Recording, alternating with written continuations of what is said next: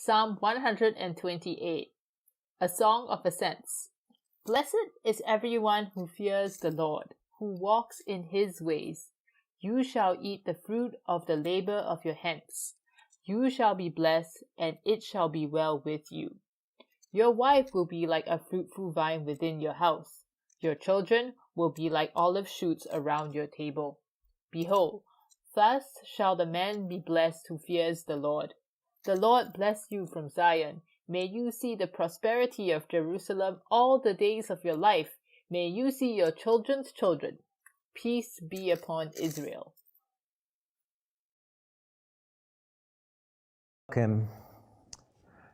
What is the key to the blessed life? Maybe it feels like a slightly crass question to ask in the middle of a global pandemic, when simply scraping by is a victory. But in some ways, it just brings the question into even sharper focus, doesn't it? What really matters? Where is true happiness to be found? Where should we be investing our energies and our focus? Our habit in the Geers household since lockdown began has been to have a Friday night family movie night. And a few weeks ago, we watched Night at the Museum 2. And we're left on a cliffhanger for most of the film as Theodore Roosevelt asks Ben Stiller's character Larry, do you want to know what the key to happiness is? And he's frozen in time before he can give us the answer. But by the end of the film, Larry reckons he's worked it out. It's doing what you love with the people you love, isn't it? To which Roosevelt replies, well, I was going to say physical exercise, but the love thing's good too. What is the key to the blessed life? Is it to do what you love with the people you love? I asked my friend Jack, who's a life coach. I thought he'd have a good idea. His life resembles what many people would probably imagine the blessed life to be, surrounded by the beautiful Rocky Mountains in Colorado. His attempt at a one-line answer was about realizing that your path isn't only of your own making. I don't know what you make of his answer. I suspect he would have had a lot more to say on the subject if I'd given him more time. Maybe you stopped listening at the mention of the Rocky Mountains and thought that sounded like the key to the blessed life right there. Our passage today, Psalm 128, gives the Bible's unequivocal answer to that question. And there's no cliffhangers here. Verse 1, blessed is everyone who fears the Lord, who walks in his ways. Or again in verse 4, thus shall the man be blessed who fears the Lord. So to find out why this is the case, let's unpack that a little bit. So firstly, what does it mean to be blessed? What does it mean to be blessed? To be blessed is to be truly, ultimately happy, no matter what your present circumstances. This is the good life. To be blessed is to know the Lord's favour upon you. And it's a beautiful picture of blessing in this psalm. It starts in verse 2 with blessing in the personal realm. You shall eat the fruit of the labour of your hands. You shall be blessed, and it shall be well with you. Through lockdown, my wife Elise and the kids have been trying with varying success to grow all sorts of things in pots or in the garden. Between cats sitting on them or neighbouring kids running over them, there they are. Mysterious creatures digging them up in the night. It's proved surprisingly hard to get something to actually grow and reach maturity and bear fruit. But in the psalm, the blessed person works to plant something, and then they get the joy of eating the fruits of their labour. It's a picture of work without all of the frustrations of printer jams, with none of those failed projects that you pour your heart and soul into for months, only to find the project cancelled at the last minute and all that work wasted. Then in verse 3, there's a blessing in the family realm too. Your wife will be like a fruitful vine within your house. Your children will be like olive shoots around your table. So picture the scene. It's a table packed with people, mum and dad, surrounded by the hustle and bustle of children of all ages, piling food onto their plates. Mum is positively blooming with another on the way shortly. It's a scene bursting with life and joy, filled with blessing. The second half of the psalm follows a similar pattern. So verse 4, behold, thus shall the man be blessed who fears the Lord. Only this time it's broadened out from not just the personal and family realm, but to the wider people of God, the successive generations. So verse 5, may you see the prosperity of Jerusalem all the days of your life. Or verse 6, may you see your children's children. And ending in that final benediction, peace be upon Israel. It's not just a picture of an individual getting stacks of cash from God so that they can spend it on fast cars and private jets. The blessing experienced by the individual is one that flows out to others, to the family, the wider community. Through the summer as a church, we've been working through this little collection of psalms called the Psalms of Ascents, a kind of hymn book that pilgrims could use on the journey up to Jerusalem. In many ways, there's something of a different tone to this psalm compared with the other psalms of ascent. Many of them have had a real sense of longing or foreboding or danger on the road. Last week, the city needed watchmen, but not so this psalm. Psalm 128 gives us a great picture of arriving home, of eternal rest with God, surrounded by his people, living in safety. We've said many times through this series that the Psalms of Ascent are arranged in sets of 3, with the last psalm in each set being the high point. This, in fact, is the central set of 3 in the collection, which in Hebrew literature is often very significant. So there's a real sense of relief in this psalm. This is the blessed life where I finally arrived without any of the frustration or heartache of the journey. So that's what it means to be blessed. And the key to this blessed life, according to Psalm 128, is to fear the Lord and walk in his ways. But secondly, what does it mean to fear the Lord? I read this psalm with my kids earlier in the week, and that was one of their very first questions. What does it mean to fear the Lord? Does it mean we need to be scared of him? In the Narnia series, the great lion Aslan is something of a picture of the Lord Jesus. And there's a great scene in the silver chair where Jill Pole is desperate for a drink, and all that stands between her and the stream is this great big lion. And I'm going to read you a little bit, which I enjoyed very much. Hang on. This is dreadful. I've lost my page. It was there a minute ago. Right. Are you not thirsty? Said the lion. I'm dying of thirst, said Jill. Then drink, said the lion. Would you mind going away while I do, said Jill. The lion answered this only by a look and a very low growl, and as Jill gazed at its motionless bulk, she realised that she might as well have asked the whole mountain to move aside for her convenience. The delicious rippling noise of the stream was driving her nearly frantic. Will you promise not to do anything to me if I do come, said Jill. I make no promise, said the lion. Jill was so thirsty now that without noticing it, she had come a step nearer.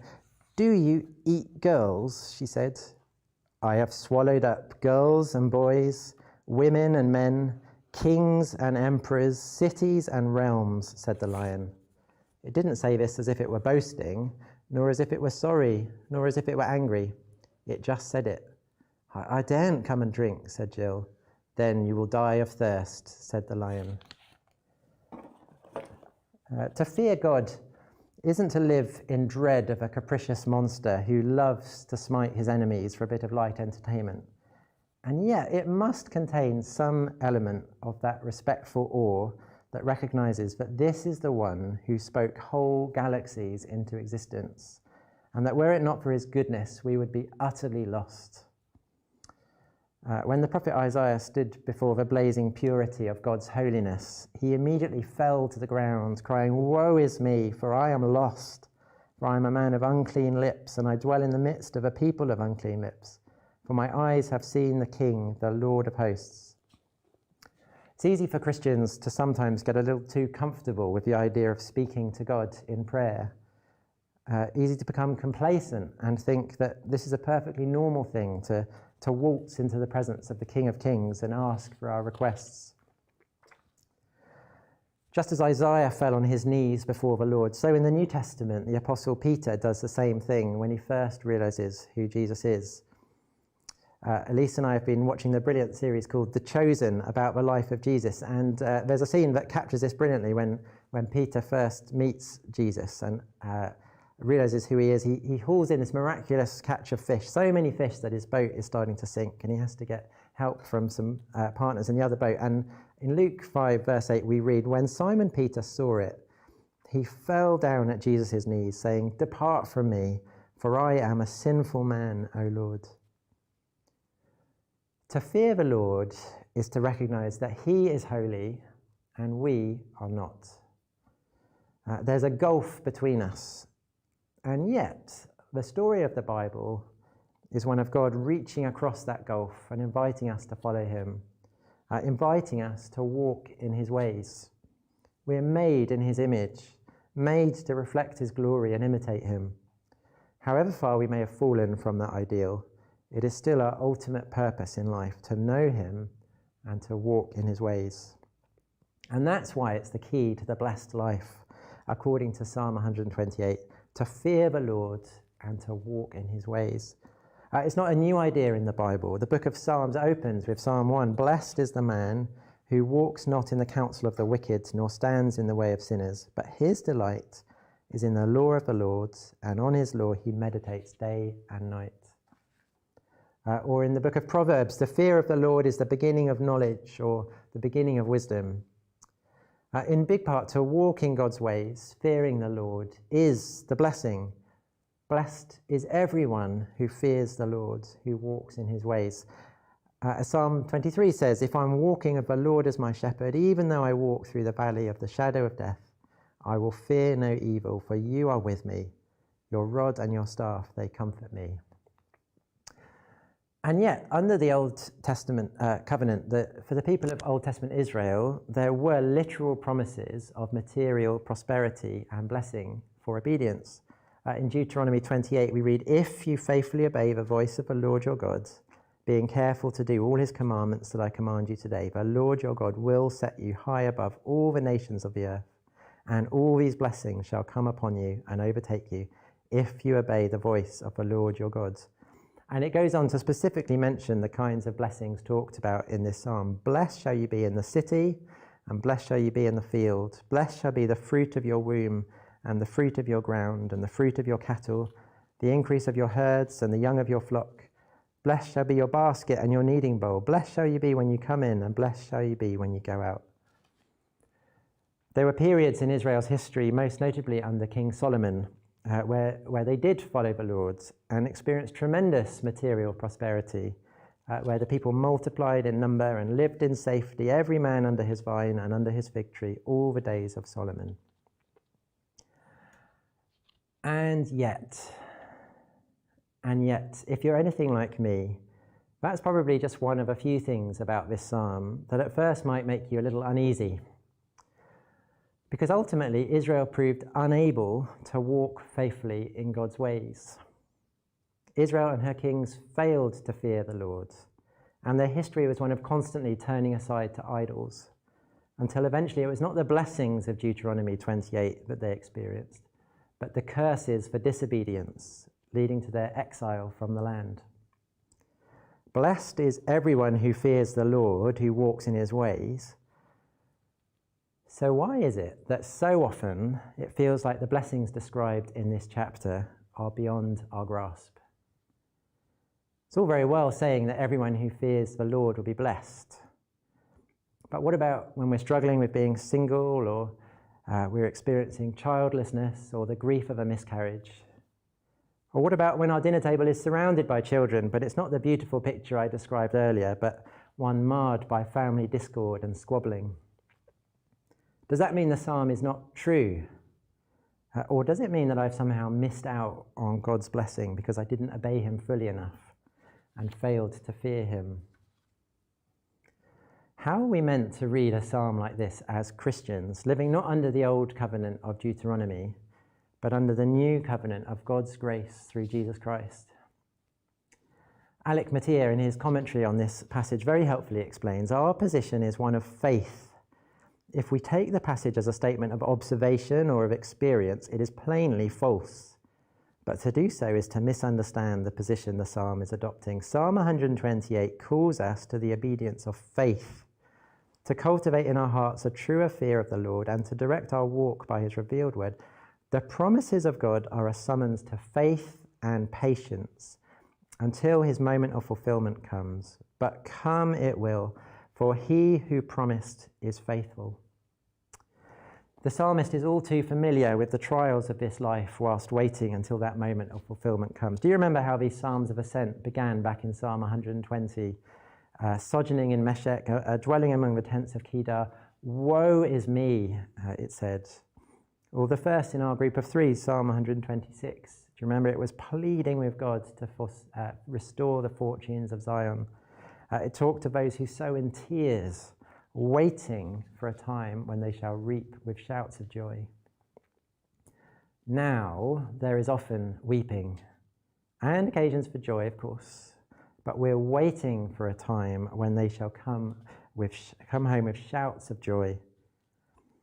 When our psalm says, may you live to see your children's children, I actually think there's lots of grandparents out there who've been very much waiting to see their children's children during lockdown. There's a photo of one longing for a future day when they can hold them again. But they knew that wait they must. It can be so tempting, can't it, to look over our shoulder at what those around us have in the here and now. So when that beautiful rustic farmhouse in Cornwall pops up on Rightmove, it can be so tempting to think, if only I had the right house or lived in the right place, then I would experience the blessed life. If only I had that special someone or my circumstances were different in just that one specific way, then I would truly know God's blessing. But this psalm says, no, it's by fearing the Lord and walking in his ways that I will know his blessing, wherever I live now, whatever my circumstances now. As I walk in God's ways, there's also an encouragement here to take my personal godliness seriously. Central to the psalm is this idea that my personal walk with the Lord will affect others and overflow to others. The individual fearing God has a blessed family life and peace for the whole nation. In other words, if I'm living in the fear of the Lord, that will be a blessing to them. And if I'm not, then that will have negative repercussions. I certainly see that dynamic at work in my own immediate family. When I'm in a bad mood and I lose my temper with my kids, that makes life miserable for everyone. And more often than not, they end up taking it out on somebody else further down the line. But when I'm walking in the fear of the Lord, showing generosity and grace and holding my tongue, then we tend to all get on much better with each other. And just as it is within an individual family, so it is within the church and the wider society. The seriousness with which I pursue godliness in the fear of the Lord has profound consequences for how seriously those around me are going to take it and pursue it for themselves. The psalm calls us to faithfully persevere in fearing the Lord as we wait for God's blessing. And when things aren't going my way, when I'm anxious and I'm afraid, those can be times when it's tempting to turn aside from God and look for comfort and security elsewhere, for things that seemingly offer more short-term blessing in the here and now. But again, this psalm says, no, keep walking in the fear of the Lord. Everyone who fears the Lord will be blessed. We see this played out most clearly in the life of Jesus Christ himself. For who has there ever been who feared the Lord more than Jesus, who walked so unfalteringly in God's ways? And yet in his earthly life, Jesus never saw a single one of the blessings mentioned in this psalm. He died single, childless, outside the walls of a Jerusalem under Roman occupation. And yet who would dare to say that Jesus was not blessed? This side of the resurrection, he reigns from heaven. And he has become the ultimate fulfillment of verse 4, and that man who fears the Lord, experiencing the blessing of God. Perhaps we were too quick to read ourselves into the part of the husband in this psalm, when in fact we are called to be part of the church, the wife of the Lamb. We said, didn't we, that the blessings to the one who fear the Lord in this psalm overflow to others, to his household, to his community. Because of Jesus' perfect obedience, if we trust in him, walking in the fear of the Lord, we can sit at his table in the new creation and share in his blessings, part of his amazing family. As Jesus says in John 15, I am the vine, you are the branches. Whoever abides in me and I in him, he it is that bears much fruit. It's his people, the church, that are to be the fruitful vine branches as we abide in his word. So far from being an unrealistic picture of blessings we might never experience, this psalm is a beautiful call to faith that the fear of the Lord really is the way to the truly blessed life. Jesus knew it, and we're called to believe it too. Here is a psalm that calls us to faithfully persevere in waiting for God's final fulfillment. If we keep walking in his ways, fearing him, trusting in Jesus, then one day I really shall sit around his banquet table and look at all the faces of my Christian family and rejoice at last. The Lord bless you from Zion. Peace be upon Israel.